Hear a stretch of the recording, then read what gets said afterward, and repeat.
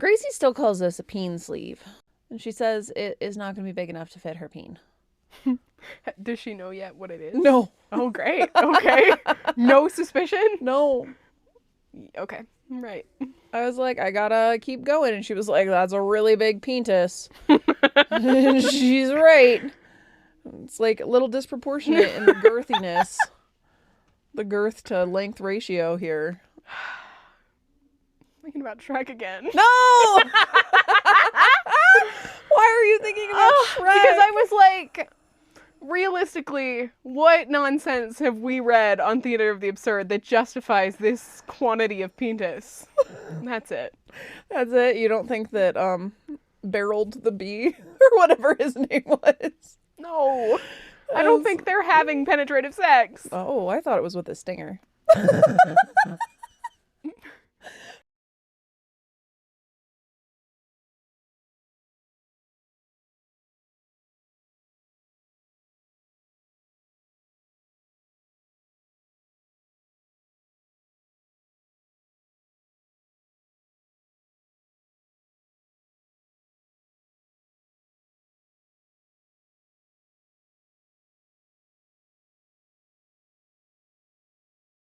Okay. Hi, welcome to Page to Stage, Where the books write the script. and we set the scene. I'm Emma. And I'm Maddie.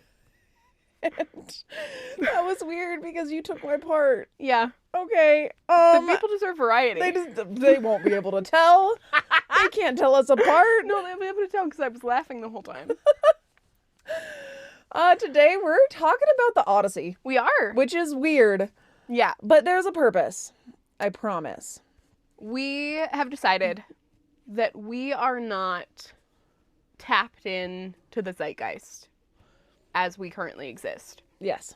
And so We want to make sure we capitalize on the fact that we have movies coming out that are based on books. And that Yeah. there are new books in popular book series coming out that we want to make sure we read before they stop being popular. Yep. And so we have just decided that we are going to just take the cinema release schedule and the release schedule of all of these popular books, specifically romantasy in that aspect, I think. Yeah. And make sure that we are dropping episodes that are based on those drop dates so that we give the people what they want. Yeah. We're all about it. We assume it's what the people want. That's true. We don't know. We won't know until the people contact us Yeah. at Page to Sage Pod on Instagram or pagetosagepod@gmail.com. Yeah, and you should do one of those things for sure. Because we are really cool. We're so And cool. we're really fun to hang out with. And We want to write you back so we bad. do. We want to be pen pals Yeah. so badly. So, Could join our real book club. If there's interest, yeah, we'll do it. we can do it. We can have, we can make sure that we are covering what you want us to cover and that we are, making the people happy. Yeah. If we have one listener, guess what? This pod is tailored to you now. Yes, it is. So, Make yourself known. yeah, reach out because according to the stats, you exist. You also maybe live in Vietnam, but that's not important. That's fine. We can be international pen Yeah. pals. Okay. So, anyway, today we're focused on Homer's The Odyssey. And we decided that this was a really good place to start because I, Emma, have already fully adapted this to the stage. She has. Yeah. So we thought that we would just talk about that process a little bit because it's a real thing that I've done. And I'm going to work this summer on getting it published. Which is so super cool. Yeah. So, You guys will be the first to know, probably. yeah, except all the people that saw the actual production. Well, of it. yeah. Yeah. And this is a really cool one because Emma did all the hard work, but we incepted it together. We did. It was our brain baby. Exact same way we do on this podcast. It's so true.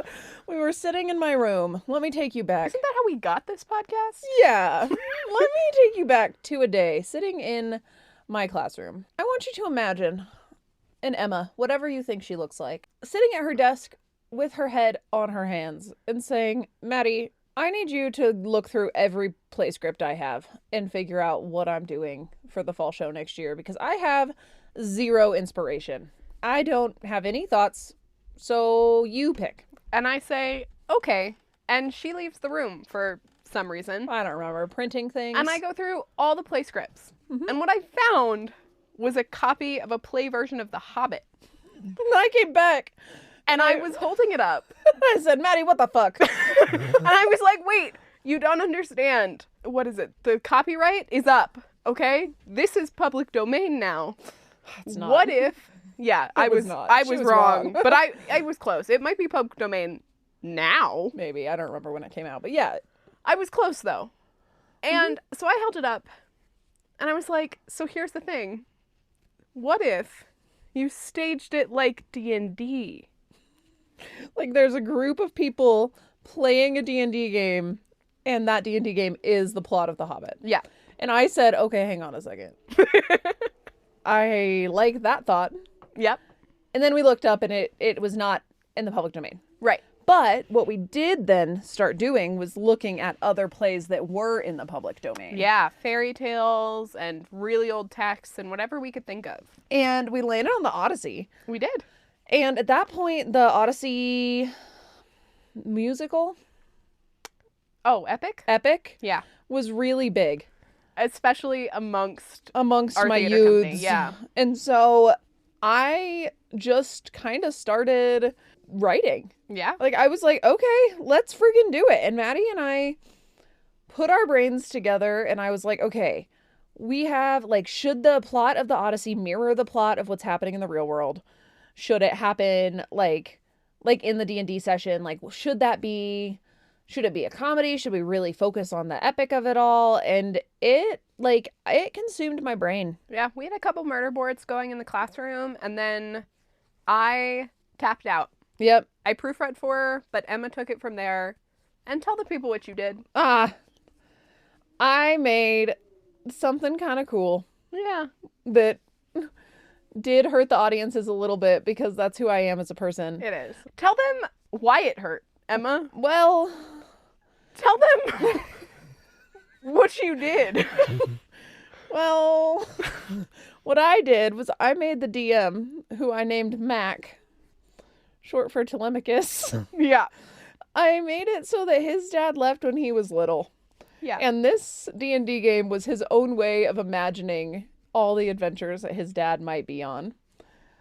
And we named his mom Penelope.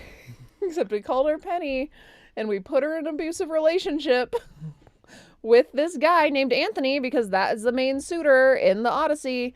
And we made this whole little friend group come and play out Mac's full, like, where is my dad? I hope he's doing something cool and trying to get back to me. And it was a full mirror. And it was pretty good, if I do say so myself. Yeah. Guess who's not coming home, though? Yeah, he's not.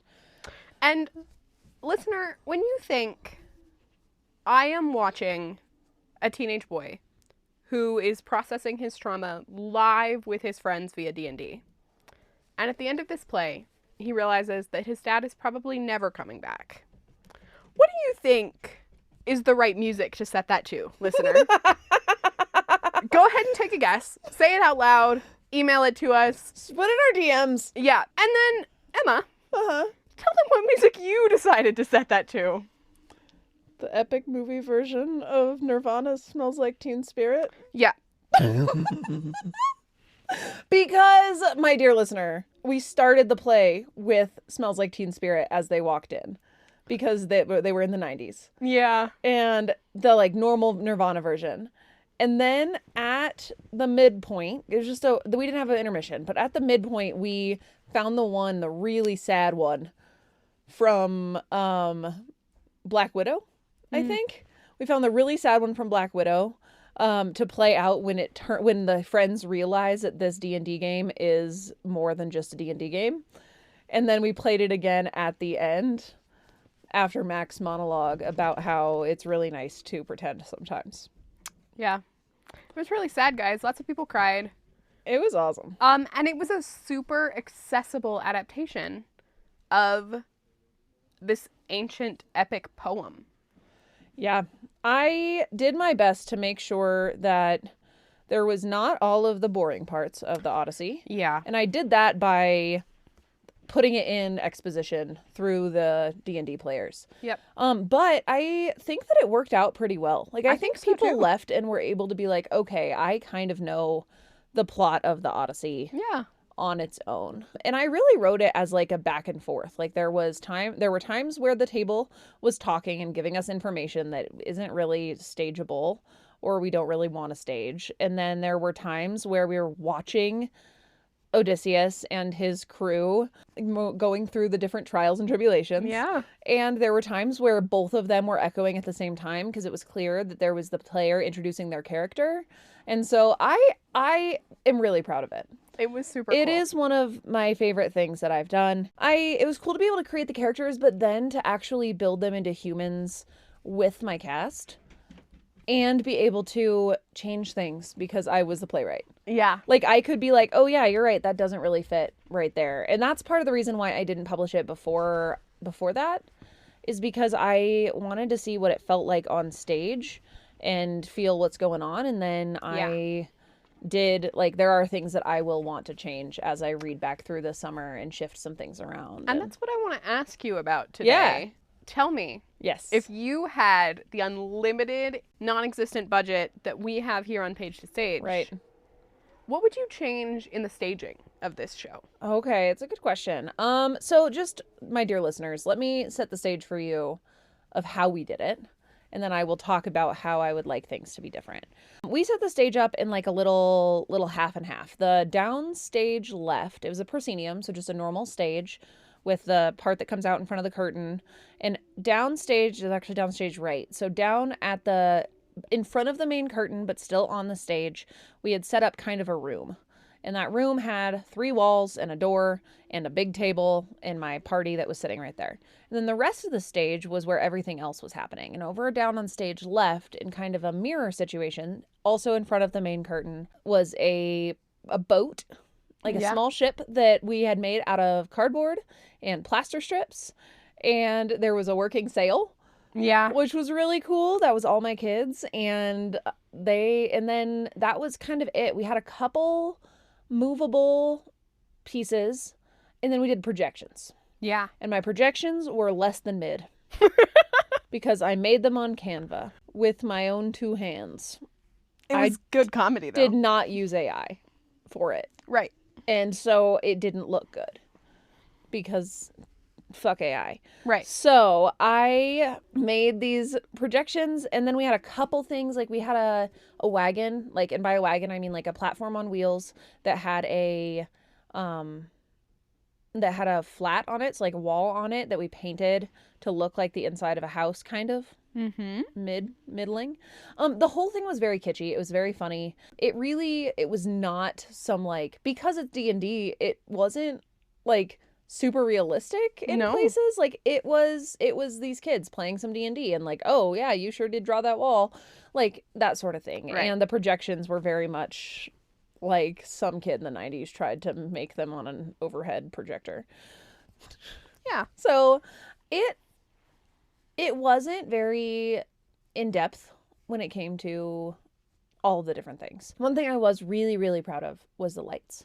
Yeah. I thought the lights were great. They were back really and good. forth, like the ability to fade out one place and draw your attention somewhere else, and like the timing of them. That was super important when I was writing the script, was that the lighting was super There was a clean. lot of good color psychology in the lighting, too, I thought. Yeah, thank you. I appreciate it. I mean, that was one of my kids as well. She did all of it. So, I think I'm really happy with how it turned out. If we had unlimited budget. Yeah. Do you build a battleship? I think you do. And you build a battleship. So, listener, real quick, if you have not ever experienced, which you probably haven't, the life of Pi on stage, I know we've talked about it before. Yeah. But one of the things that they did that is super duper cool in that show is they had these walls over on, like, they ran all the way the width of the depth of the stage on stage right and stage left that kind of walled us in. But there were times when they lifted up and each half of the boat slid out from under each of them, and they slid to the center, and all of a sudden there was the little boat. That's obviously a very small boat in comparison to what Odysseus's ship would be.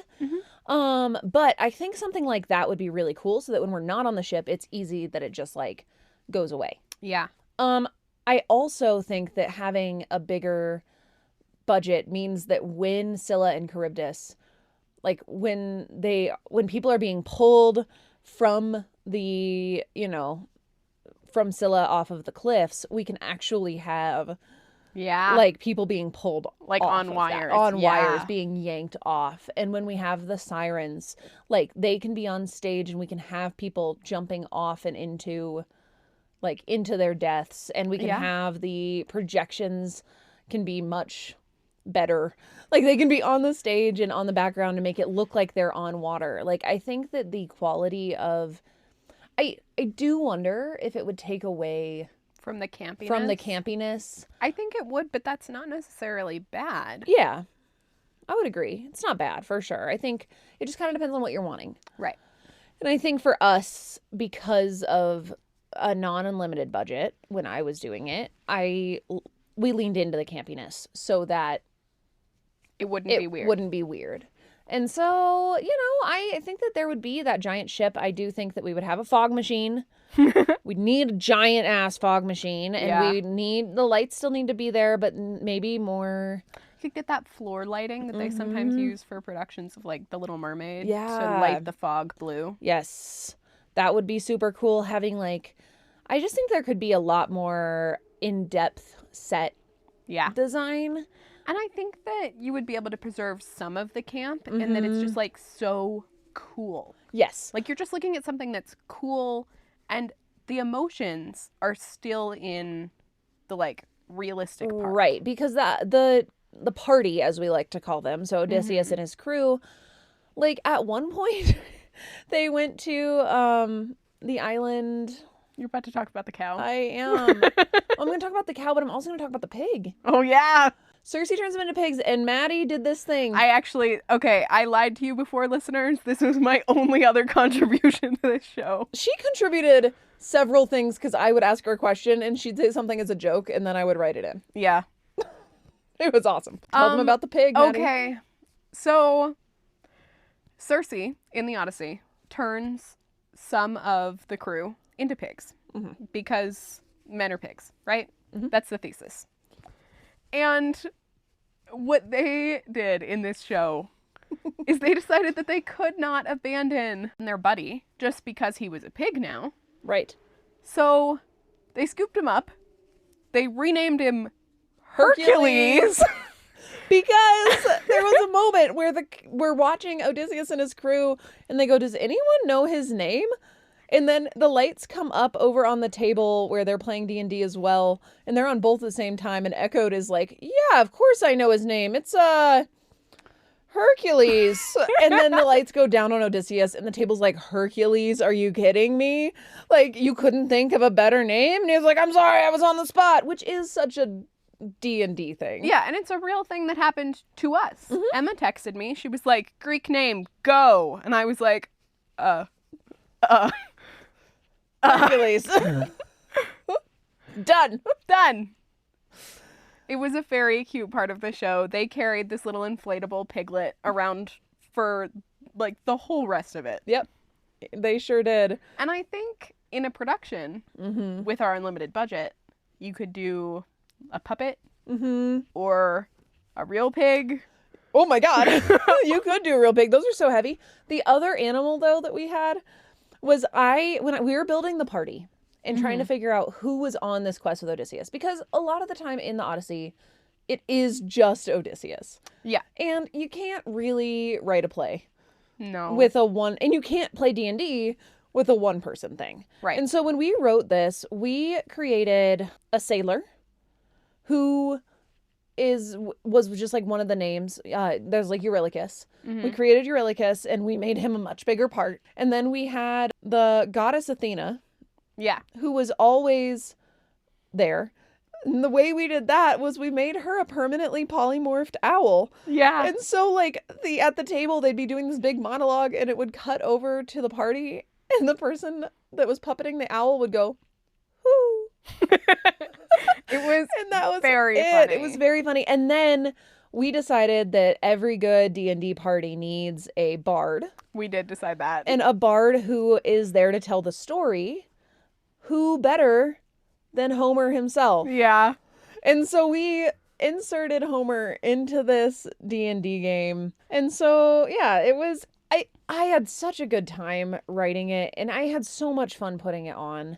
Like, what a fun way to do the Odyssey, which is just such a long freaking book. Oh my gosh. With so much that happens and Yeah. so many deeper themes that I just like, it was very daunting at first to be like, how do you stage this? Right. And it did land us with this podcast. It did. Because we were like, wait, that was really fun. We always talk about how the inception of this podcast technically was the beginning of our book club, where we watched The Vampire Diaries. Our book club that wasn't books. Right. And actually it wasn't. That happened first. Well, that did. But this book club might never have become a podcast. Yeah. If not for this play. If not for the Odyssey. Yeah. So, the Odyssey, a tabletop role play. Let's talk through... Oh, I do want to tell you all about my favorite prop. Yeah. In the entire show. And that was the Polyphemus puppet. Yeah. And it's my favorite for a couple of reasons. And one of them is that my daughter made it. And I love her. Yeah. My other favorite reason, though, dear listener, is that it was fucking awesome. It was huge. It was giant. And it was so brain babied by my kid and some other children that were involved. But mostly my kid, it was probably, once you put on this puppet, it was like a full body puppet. Mm-hmm. Like, you put it on and you strapped an actor into it, and they had to stand and walk and hold it up, which was very funny because they had little people legs. Did it end up being 3 people? Mm-hmm. Did end up being 3 people because there was nowhere for arms. Yeah. And the way we wanted to construct the arms just wasn't happening. So it started with a walker. We got a walker and we flipped it upside down. And that became the torso and shoulders.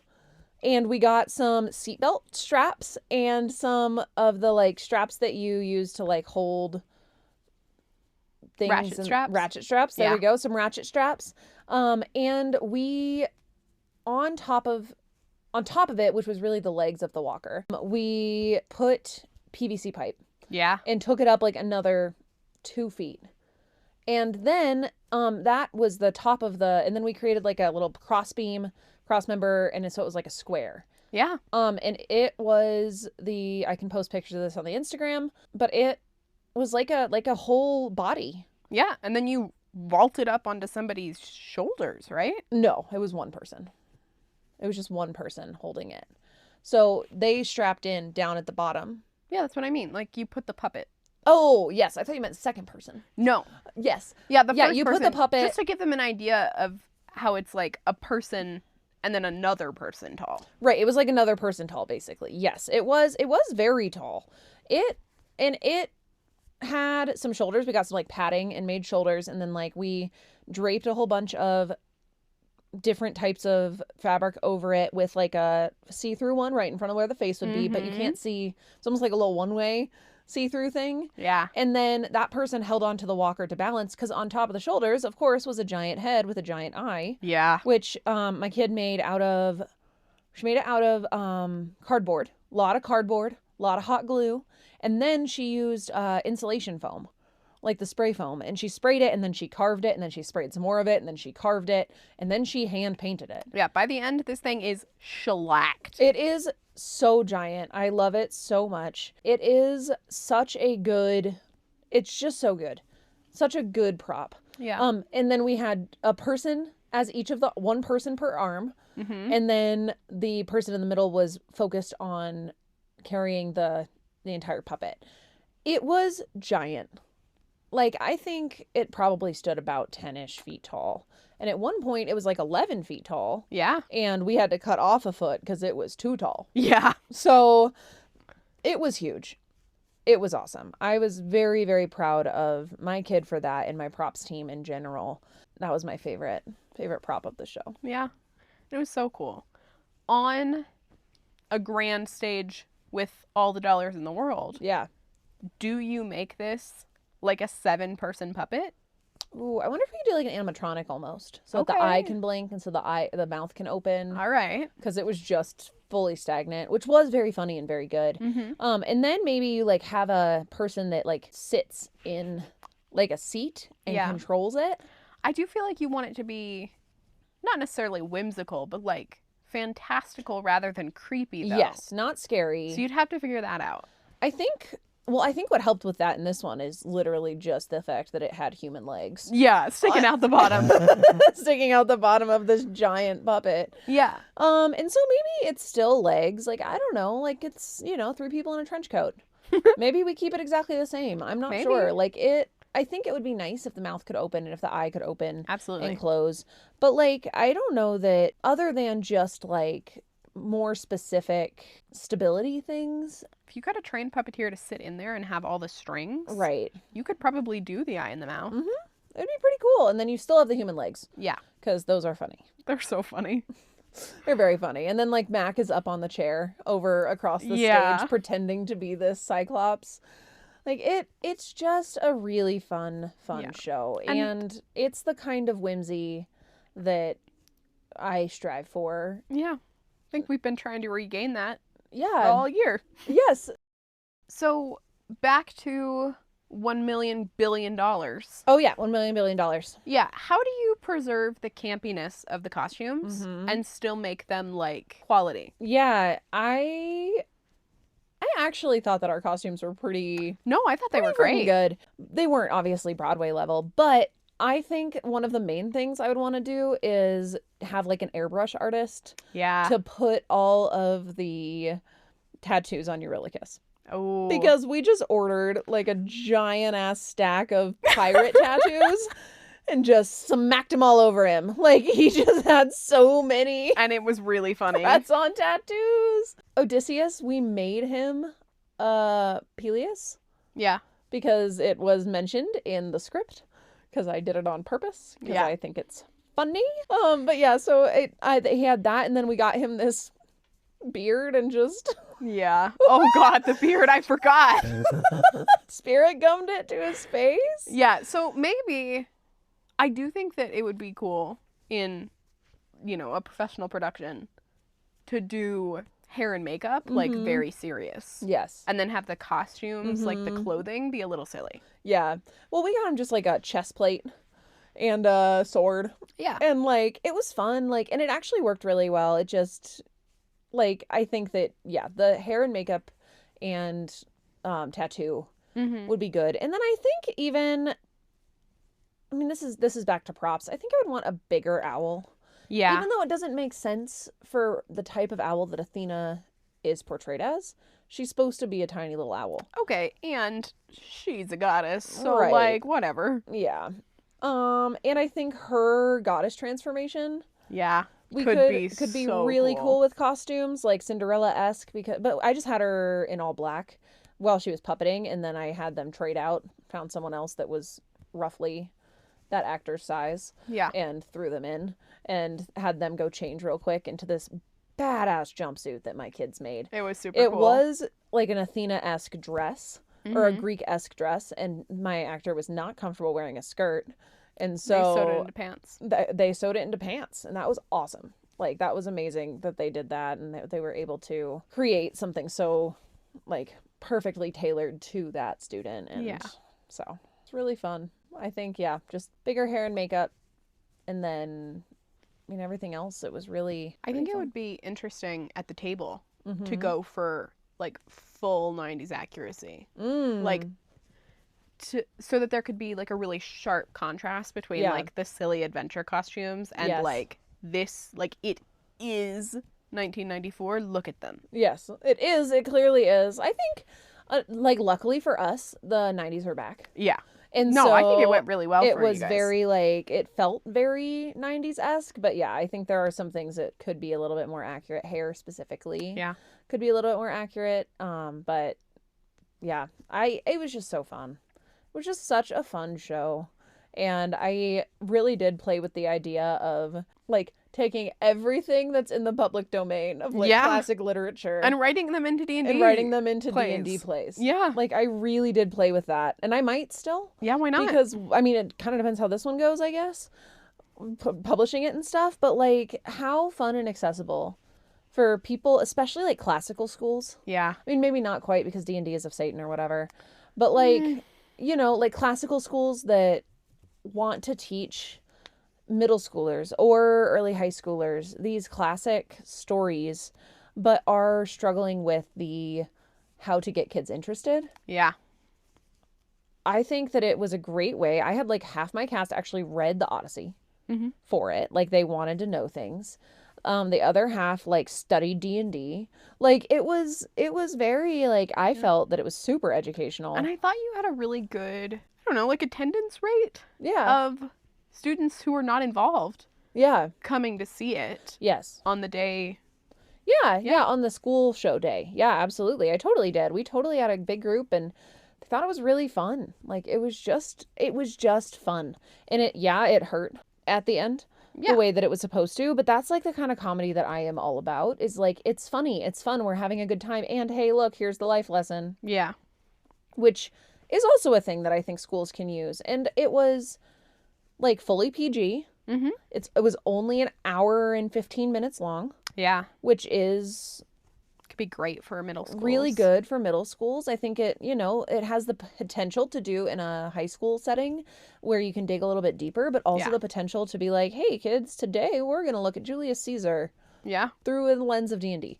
Like, you know, like those types of things. And so I think there is a real potential to do that and something that I think I would really enjoy doing. Absolutely. So maybe it's in my future. We have 2 segments for you today. We Both are do. fiction segments. It's a brand new segment, okay?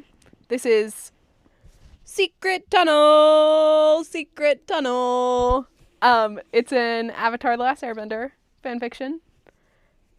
You know that we were both looking for D&D related fics. Yes. And I'll tell you the title. Okay. In which tabletop RPGs make everything better? Oh, it's so true. They do. Are you ready? Yeah. In which tabletop RPGs make everything better by Dr_East. Nice. This is like a Drabble situation. Okay. It's written out in bullet points. Sure. But I think it really builds a world. Oh, I love a world. The first thing you get to know.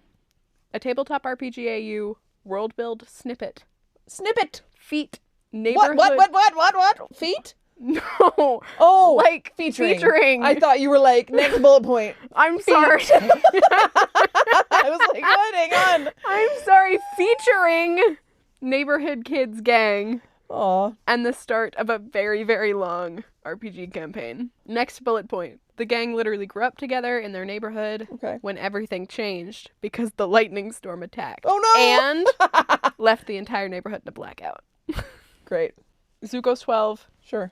Toph is 8. All right. Everybody else is in the middle. I'm not going to read the whole thing out. You know how old they are. Sure. And Iroh was babysitting. Ah, yes. Listen, there is maybe no better fictional character Then Uncle than Iroh? Uncle Iroh. There's not. There- Yeah. He's so good. Yeah. When he is fucking training to break out of that prison Oh cell, my god. he's just like fucking ripped. Like he's in there pretending to be crazy, and then the guard walks out and he just starts doing pull-ups. It's Yeah. like, all right. It's hilarious. What a guy. He and Amos Ryder would be friends. Oh my god. That's the next fic we need to write. Oh, fuck. Amos Ryder / Uncle Iroh. Slash! I feel like they're both really sad about their dead wife. That's so true. They can be Uncle Iroh and Amos Ryder reminisce about their dead wife. Fic. Yeah.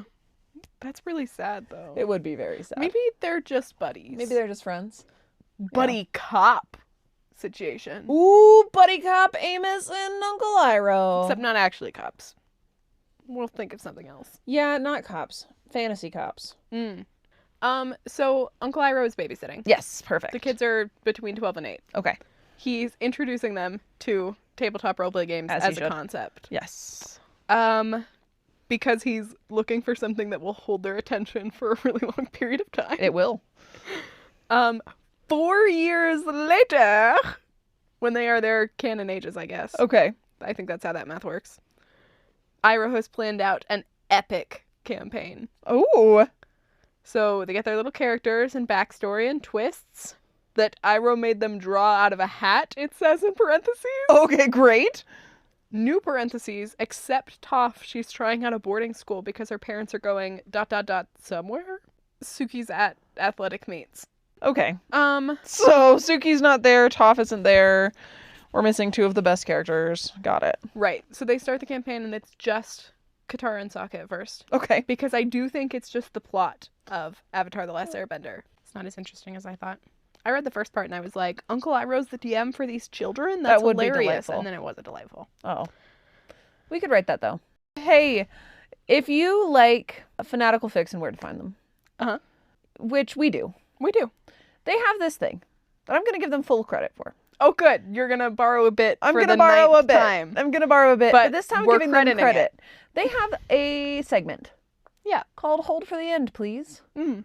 And that's where their listeners write in how this fic should have ended. Yeah. You should write in how this fic should end. The one that you're about to read. No, yours. Oh. Yeah.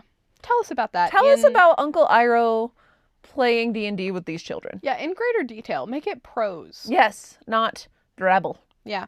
Yeah. I mean, it was a good drabble. Like, love a drabble. You got a point. Yes. It just wasn't funny. Yeah. Well, for our next segment, and that's what you missed on Glee. Ah.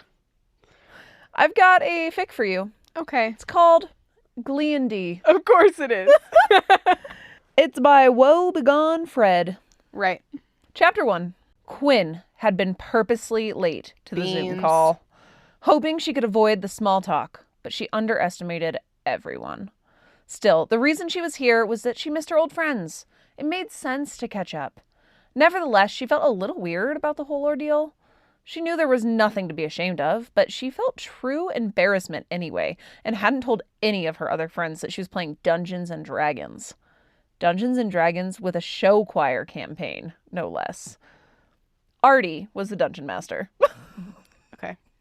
But Brittany was the one who had the idea to play as a group. That's crazy. There were 5 people in their party. What I remember about Brittany is that she doesn't have ideas, full stop. She does have ideas, they're just so bad. Oh, okay. I sent you this reel of like best moments, like Brittany okay, holding I up the did plot watch that. of Glee. My favorite part is when she was like, I'm pregnant. And they were like, oh my Yeah. God. And she was like, I saw the stork. It landed on my roof right next to my room. It's planning to bring my baby. What? Yeah. Okay. Brittany, Rachel, Kurt, Mercedes, and her. Why is Quinn here? Because Finn is dead. Yeah. Rough. Yeah. Okay. Sam turned it down because he worried he'd dominate the game full of new players as he'd been playing for years. Santana thought the whole thing was monumentally uncool, though Brittany admitted she'd gotten really into helping her make her character. The only rule was that despite being in a show choir together, none of their characters could be bards.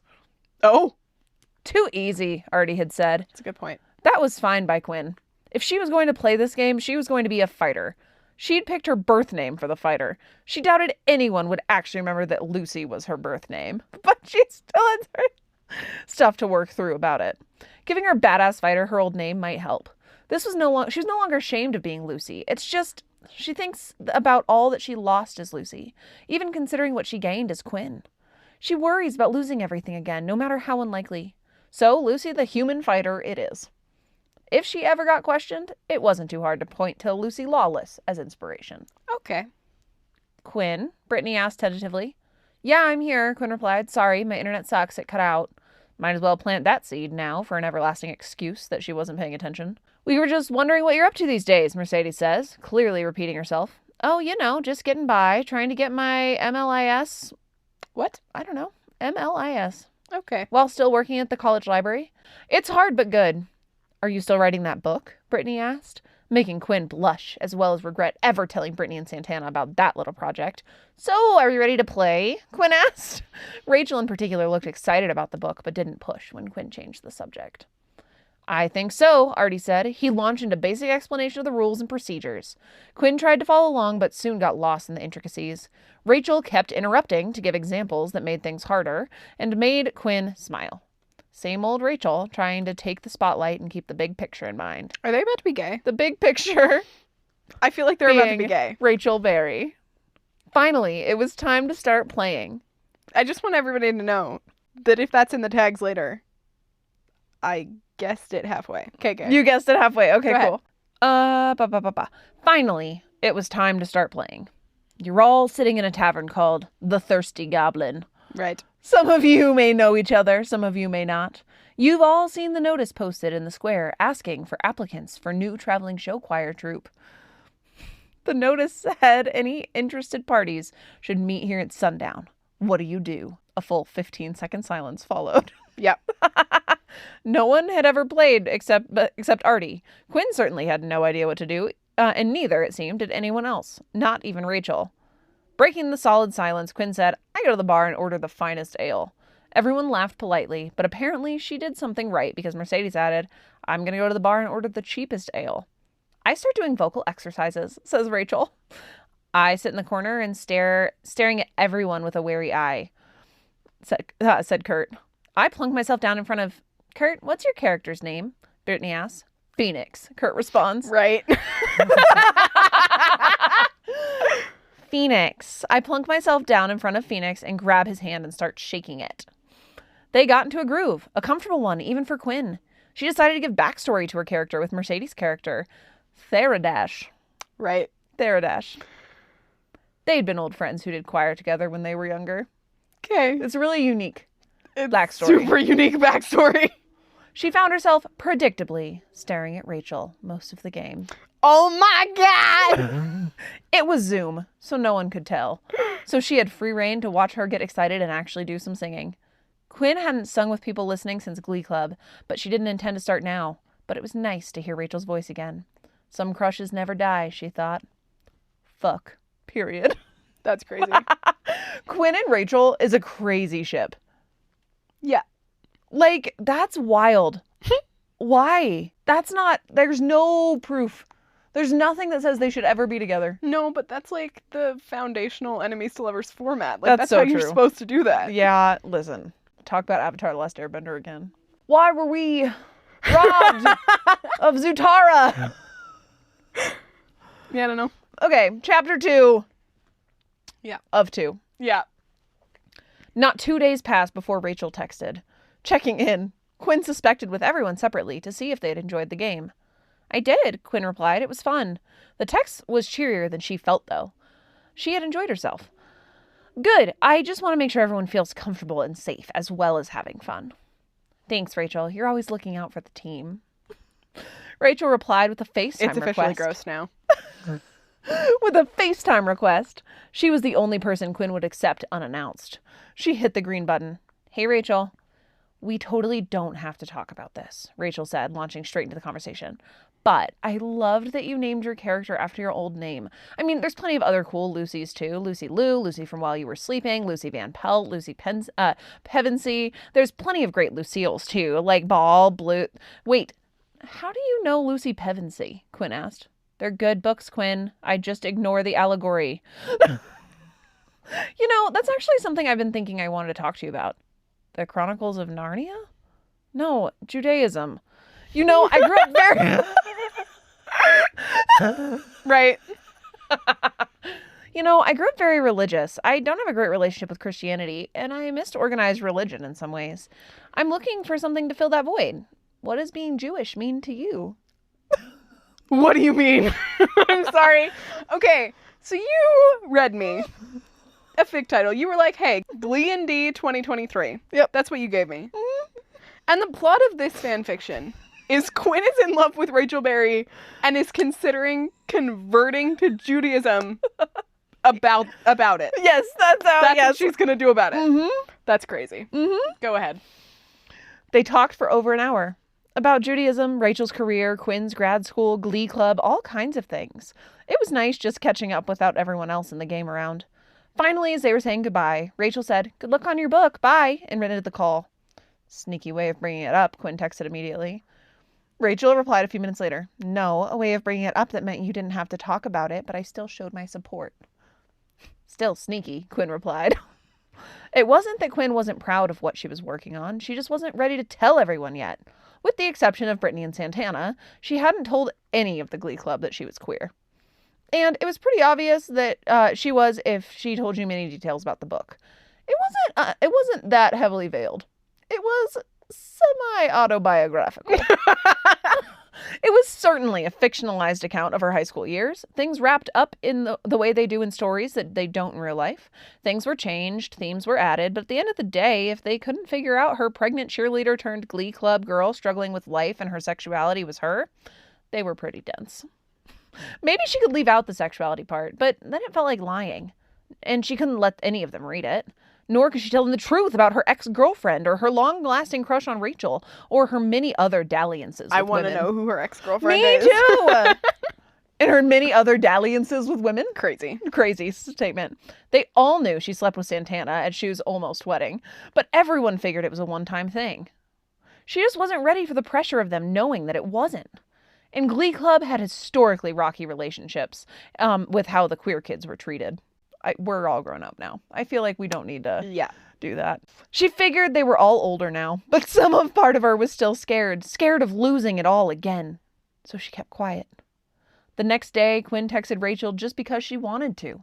Normally, they checked in every month or so, and Rachel was always so busy that Quinn was always exhausted that she didn't want to intrude on her life. But this time, they got into a rhythm.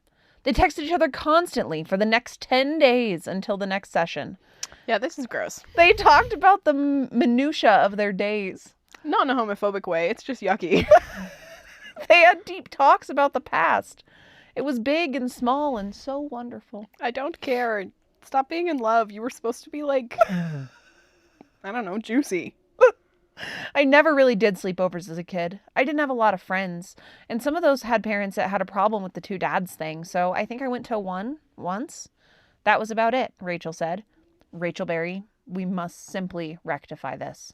Every little girl deserves a good slumber party. Hold on, I'm calling you now. We have to find a date. I can come to New York. And just like that, Quinn Fabray had invited herself to have a sleepover with her biggest crush of all time. She wasn't sure it was a good idea after she said it. That's my brain short-circuiting. Okay. She wasn't sure it was a good idea after she said it, but she did stand by her thinking that it was a fundamental experience no preteen girl should miss out on. And so feel that there's a flaw here. Date was set, and Quinn waited. And that's the end of the fic. Okay. So, PSA that enemies to lovers isn't good if they don't hate each other anymore. That's the thing. It's like they don't hate each other by the end of Glee, which is why it just like doesn't make any sense. Yeah, then it's stupid. Because it's like there's just no part that feels like they should. Yeah. But that like nugget of her sleeping with Santana at Shu's almost wedding is crazy. That didn't happen. But now I don't remember. It's been so long since I've watched Glee all the way through. I just remember the crazy plot points. That one's not one of them. Yeah. Yeah. Well, there you go. That's what you missed on Glee. Glee and D. Okay. Thanks for hanging out. You should probably... What should they do today? Today, you should go on a very long ship voyage. Okay. Get on a boat. Uh-huh. Take control as the captain of that boat. Yeah. Make all of your boatmen listen to this podcast. Yeah. And then... Get lost for 20 years. Get lost for 20 years. Go home to your son that's been waiting for you and make him listen to this podcast. I think it's a foolproof plan. Yeah, I agree. Yeah. So anyway, don't eat the enchanted foods. Don't get turned into a pig. Yeah. And then go play some D&D. Yeah. Alternatively, what you could do is you could saunter in to your next D&D game. Mm-hmm. And hypothetically, well, you're the DM, right? Mm-hmm. Mm-hmm. Mm-hmm. And when anybody critical fails, Mm-hmm. they have to go sit in the corner and listen to this podcast. You're going to classically condition them to hate us. Yeah. What if we make it a thing that it's playing when they walk in? Oh. You walk in and you say, guys, I have to show you this podcast. No. Show them. No, it's got to be a trick, right? Oh, so we got to trick when they walk in, and you rush over, but like a little bit too slow to pause it. And they're like, what was that? And you're like, nothing. Nothing. It was nothing. Yeah. Yeah. And then they're like really curious. Yeah. They got to know. And then you got to tell them about this podcast. Yeah. So. Okay, bye! Okay, bye!